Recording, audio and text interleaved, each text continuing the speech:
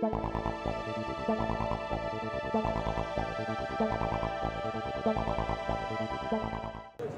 I'm Dennis di Cicco, Senior Editor of Sky and Telescope magazine here at the 2011 Northeast Astronomy Forum. Right now I'm over at the ESBIG booth. ESBIG is a name that needs little introduction to our readers. The company's been around. In fact, their product, the ST4 auto guider that launched the company, was begun in 1989, 22 years ago. And their ST6 camera is coming up on its 20th anniversary, and that was really the CCD camera that launched the revolution for astronomical imaging with amateur astronomers. And at the moment, I'm talking with Ron Bissinger, the new CEO of ESBIG. Ron's name might not be quite as well known as ESBIG's name, but readers of the magazine that are, especially the ones that have been following exoplanet transits, may recognize your name. Ron is a longtime amateur astronomer, and you were one of the first people as an amateur to record an exoplanet transit. That was back in what, in the... Oh, that was actually about 2003, 2004. Right. Actually, you're a longtime amateur astronomer. You go way back, right?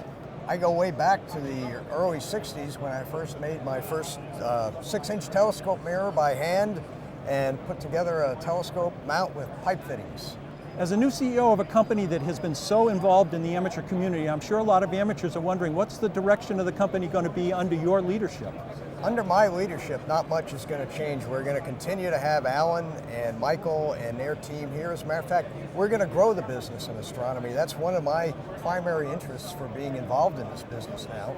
We're actually going to be making more investment in the business and expanding the company. In the astronomy, for the amateur market? Absolutely, for the amateur market. All right, that's good news. So you're going to be staying in the amateur business, you're going to be expanding in other directions as well?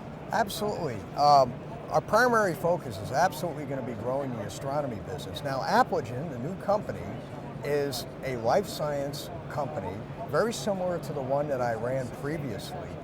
One of the reasons I'm very interested in ESBIG is because we wound up using ESBIG cameras in our life science imaging products. And we always decided in these various meetings that we had, wouldn't it be great to actually be part of a CCD camera company like ESBIG, put them together and grow both businesses, and that's exactly what we intend to do. So you were using them in your earlier business in life sciences, but as on yourself as an amateur, you were using them for the astronomy. Yes, so in my day job, what I wound up doing was taking images that showed the presence of protein fragments from DNA and RNA. And then in my night job, I would go home and I would image and detect changes in light curves caused by exoplanets transiting in front of their parent stars. So going from very small scale to a huge scale with the same camera, the same equipment. That's pretty cool.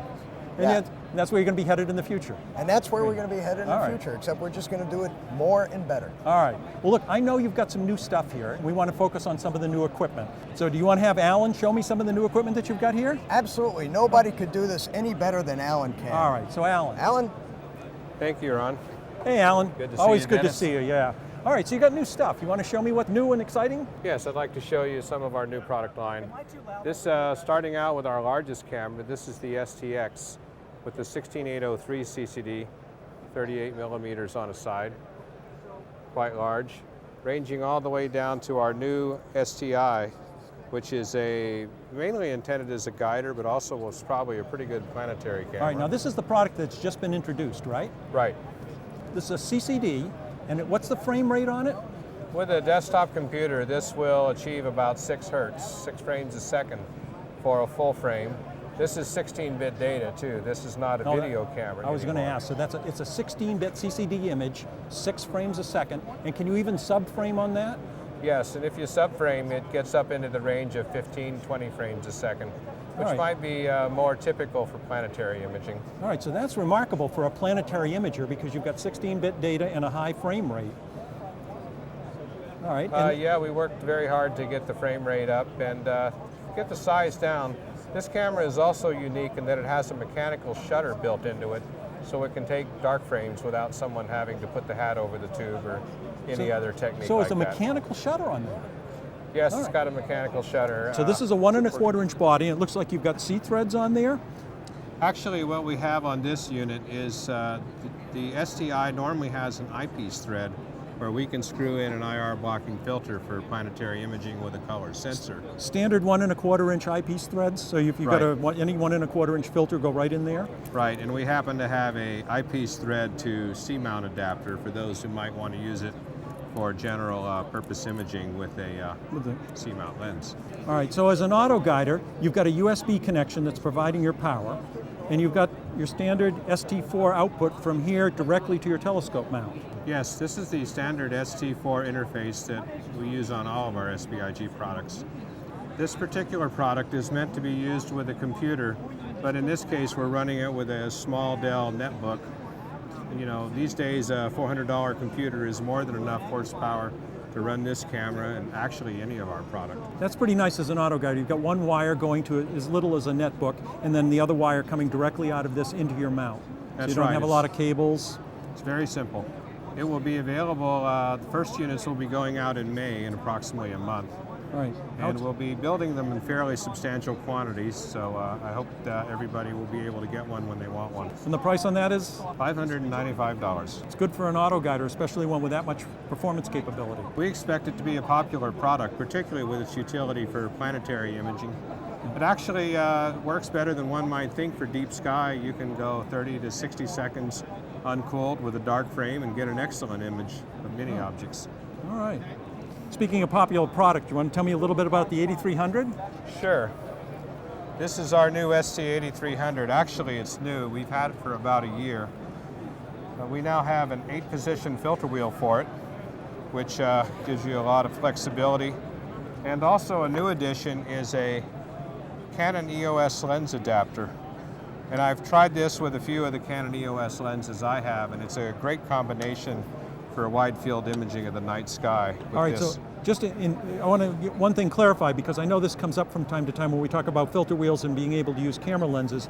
This is, if you've got the monochrome camera and you've got your color filters in the filter wheel, the lens adapter will come to focus with the filter wheel on this system. Right, we have another version that will come to focus without the filter wheel involved, and that's for those users who buy the color version of this device. The one-shot color camera. Right. All right, so tell me a little bit more. This is an 8300 chip, which is certainly one of the most popular chips out there now for beginners as well as very advanced shooters.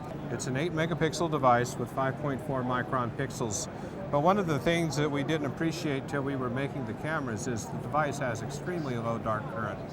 And even with the 40-degree cooling in here, which is quite good, the dark current is just not an issue for astro imaging, basically.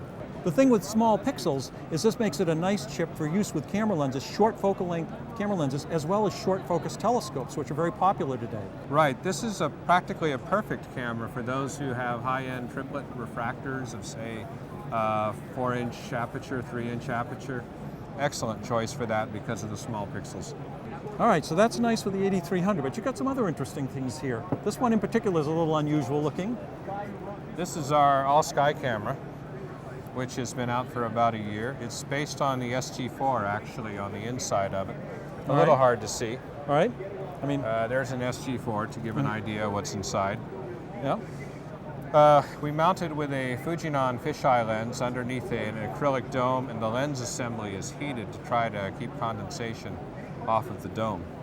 Right. So this is a full fisheye. This is 180-degree circular. 185 degrees, goes below the horizon. It actually does. And it can go on exposures up to 2 minutes at night, which is sufficient to get a good image of the night sky, even with a color sensor.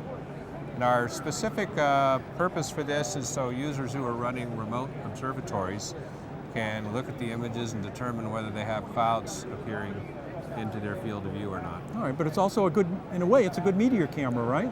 It'll see brighter meteors and fireballs and record where they went and what time they went over. All right, so you've got automatic software for this?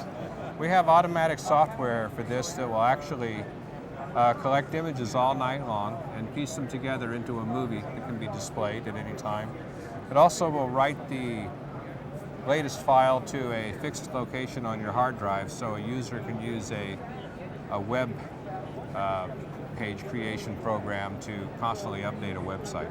All right, so this is available as black and white and one-shot color as well? Right. We find that the monochrome version of this is a little too sensitive for daylight operation to produce a pleasing image. And for those who wish to use it in daylight as well as the evening, the color version is recommended. So you could actually run the color version as a 24-hour sky monitor. That's right, and a lot of people are doing that. Sometimes you get a good idea what the weather will be like in the evening by the last few hours of the day. All right, well, thank you for telling me about this. Now, for people that want more information, they can go to your website, which is www.sbig.com. ESBig.com. All right, well, Alan, listen, thank you very much for showing me your stuff. And Ron, I want to thank you for telling me more about the company. Most welcome. All right, well, listen, good luck and success in the future. Thank you very much. All right. My pleasure.